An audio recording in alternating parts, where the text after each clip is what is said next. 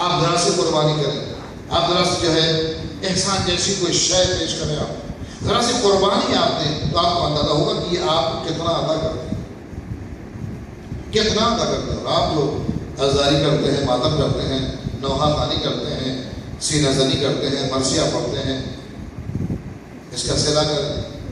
واقعہ دیکھنا ہے، اس دنیا کے اندر دیکھنا ہے تو آپ زیارت کو جائیں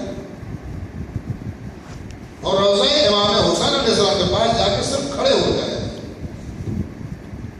آپ کے سکون کے لیے بھی اور آپ کے رونے کے لیے بھی صرف ذریعہ امام حسین کافی ہے۔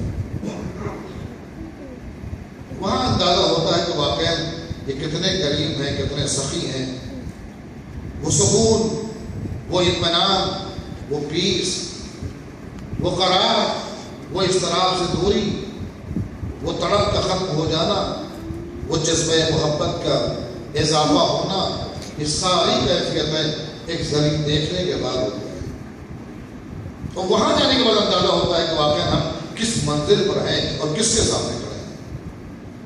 لہٰذا اگر اپنی حیثیت انسان کو پہچاننا ہے تو اسے چاہیے کہ وہ کربلا ضرور جائے، اسے چاہیے کہ ذریعہ امام حسین کے پاس ضرور جائے،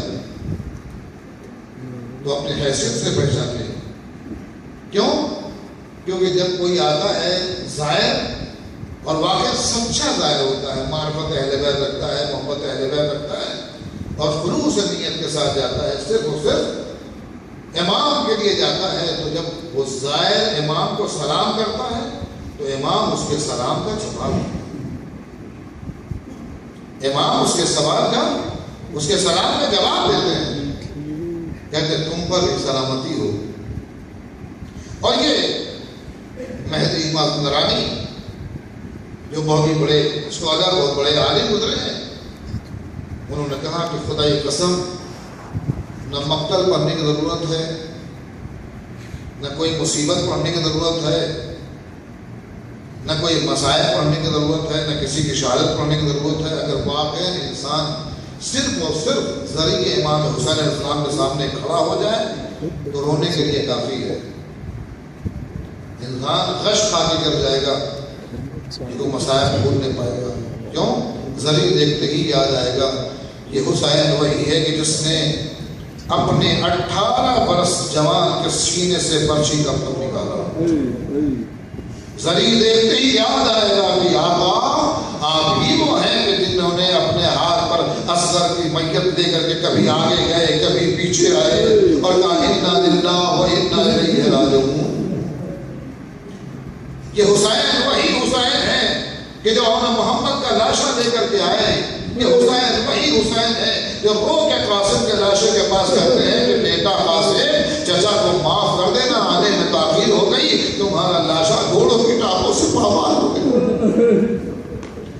تمہارا لاشا گھوڑوں کی ٹانگوں سے پامال ہو گیا۔ یہ حسین وہی حسین ہے۔ صرف ذریعہ دیکھتے جائیں تو آپ کو یاد آ جائے گا، صرف ذریعہ دیکھتے جائیں تو آپ کو یاد آئے گا یہ حسین وہی حسین ہے کہ جنہوں نے یہ کہا تھا اے سکینہ تمہاری عمر بہت کم ہے، تمہارے مسائل بہت زیادہ ہیں۔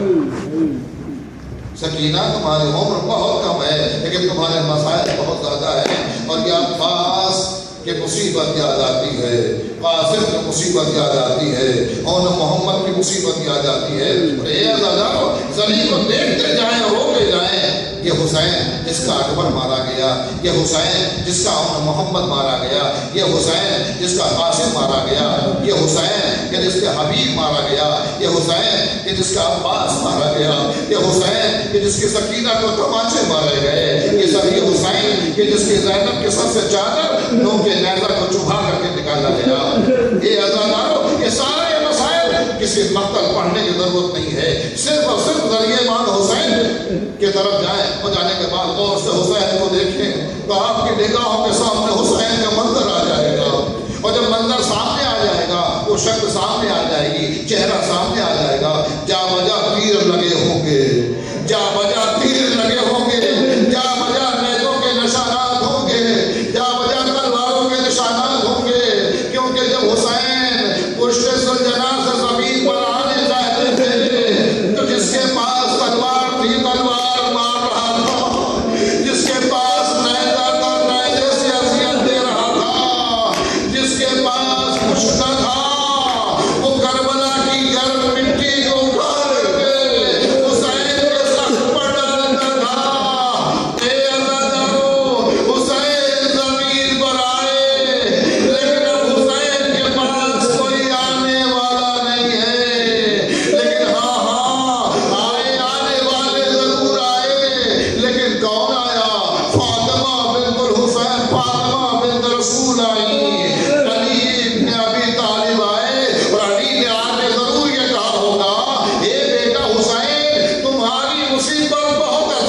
ہے